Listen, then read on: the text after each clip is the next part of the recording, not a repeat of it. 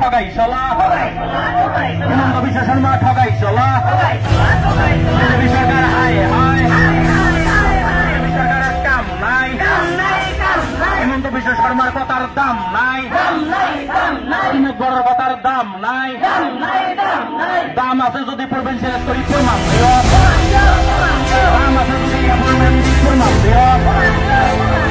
দাম আছে যদি আমাৰ শিক্ষকসকলেও এনেও মৰিছে, এনেও তৰি আছে আৰু অৱসৰ লৈ আছে। গতিকে আমি অসম চৰকাৰ তথা বিটিআৰ চৰকাৰক মই এই স্থলীৰ পৰা মই চিঞৰি চিঞৰি ক'বলৈ ওলাইছো। আজি মোৰ 1.5 বছৰ মান কাৰ্যকাল আছে। আমি এসপ্তাহ বান্ধি দিছো। এসপ্তাহৰ পিছত যদি আমি এপইণ্টমেণ্ট নাপাওঁ তেতিয়াহ'লে ৰাষ্ট্ৰীয় ঘাইপথ অৱৰোধ কৰা হ'ব শিক্ষকসকলে। তাৰ কাৰণে জগৰীয়া অসম চৰকাৰ আৰু বিটিআৰ চৰকাৰ হ'ব, শিক্ষকসকল দায়ী নহ'ব।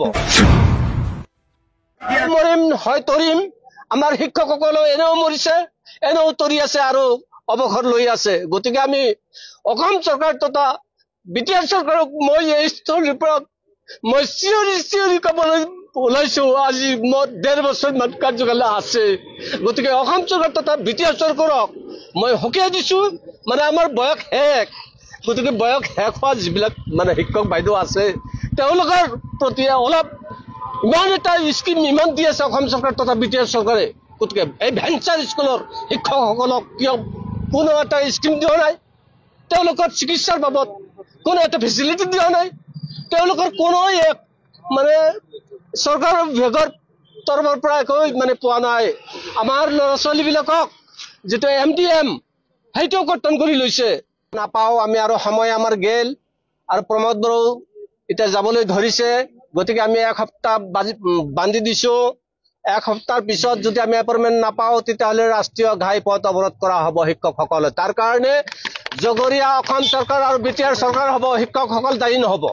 আজি all BTR venture elementary teachers এছ'চিয়েশ্যনৰ ফালৰ পৰা আমাৰ DC অফিচৰ ওচৰৰ এই চিলড্ৰেন পাৰ্কত আমি 3 ঘণ্টা অৱস্থান ধৰ্মঘট কাৰ্যসূচী এই কাৰণেই পালন কৰিবলৈ লৈছোঁ যে বিটিআৰ চুক্তি হৈছিল আৰু সেই চুক্তিত 6.3 নং এটা দফা আছিল আৰু এই দফাৰ জৰিয়তে বিটিআৰ অঞ্চলৰ সৰ্বস্তৰৰ বিদ্যালয়সমূহ প্ৰাদেশিকৰণ কৰা এটা দফা আৰু সেইমতে UVPL দল আৰু চৰকাৰ আমাক প্ৰতিশ্ৰুতি দিছিল।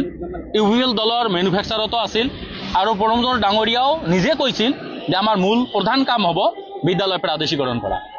কিন্তু প্ৰণৱ বড়ো ডাঙৰীয়াৰ কাৰ্যকাল সমাপ্তিৰ পথত, নিৰ্বাচন সমাগত, এতিয়ালৈকে আমাৰ 6.3 দফা কাৰ্যকৰী কৰিবলৈ সক্ষম হোৱা নাই। তাৰ কাৰণে আজি আমি শিক্ষকসকল ক্ষোভিত হৈ ইয়াত 3 ঘণ্টা অৱস্থান ধৰ্মঘট কাৰ্যসূচী পালন কৰিবলৈ লৈছোঁ। আৰু ইয়াৰ পৰা মই মাত্ৰ তথ্য দিছোঁ, ইয়াত LP আৰু ME স্কুল মিলি মাত্ৰ 1031খন বিদ্যালয় আছে আৰু ইয়াত মাত্ৰ কৰ্মচাৰী আছে 3468 জন। এই 3468 জন শিক্ষক কৰ্মচাৰীক প্ৰাদেশিকৰণ কৰিব নোৱাৰাটো UVPL চৰকাৰ তথা বিজেপি চৰকাৰৰ এটা ব্যৰ্থতা।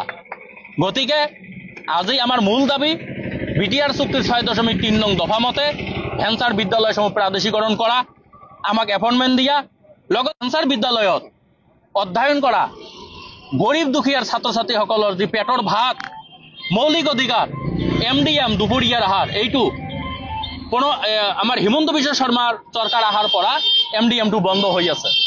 এই MDMটো আমাক ঘূৰাই দিব লাগে। লগতে ভেঞ্চাৰ বিদ্যালয়ত অধ্যয়ন কৰা ছাত্ৰ ছাত্ৰীসকলক স্কুল বেগ আৰু ইউনিফৰ্ম দিয়াৰ আমি ব্যৱস্থা কৰাৰ কাৰণে চৰকাৰক অনুৰোধ জনাইছোঁ। আৰু এইখিনিতে আজি আমি শেষবাৰৰ বাবে আমি চকিয়াই দিছোঁ, এসপ্তাহৰ ভিতৰত আমাক যদি প্ৰাদেশিকৰণ নকৰে তেনেহ'লে আমি ইয়াতকৈ আৰু অৰ্থনৈতিক অৱৰোধৰ নিচিনা যিবিলাক কাৰ্যসূচী ইতিমধ্যে আমাৰ সভাপতি ছাৰে কৈ দিছে, আমি তেনেকুৱা কাৰ্যসূচী ল'বলৈ আমি বাধ্য হ'ম। আৰু তাৰ পৰিপ্ৰেক্ষিতত উদ্ভৱ হ'ব পৰা যিকোনো পৰিস্থিতিৰ কাৰণে অসম চৰকাৰ তথা বিটিআৰ চৰকাৰে জগৰীয়া হ'ব। আৰু মই কৈছোঁ যে অমিত শ্বাহ ডাঙৰীয়া আহি কৈ গৈছিল, দোতমাৰ যিটো এপছুৰ অধিৱেশন হৈছিল তাতে আহি কৈ গৈছিল যে বিটিআৰ চুক্তিৰ 95% বোলে চুক্তি বোলে কাৰ্যকৰী কৰিছে। কিন্তু মূল যিটো দেশৰ মেৰুদণ্ড গঢ়া যিটো শিক্ষাৰ যিটো চুক্তি 6.3 নং দফা এইটো কাৰ্যকৰী কৰা হোৱা নাই।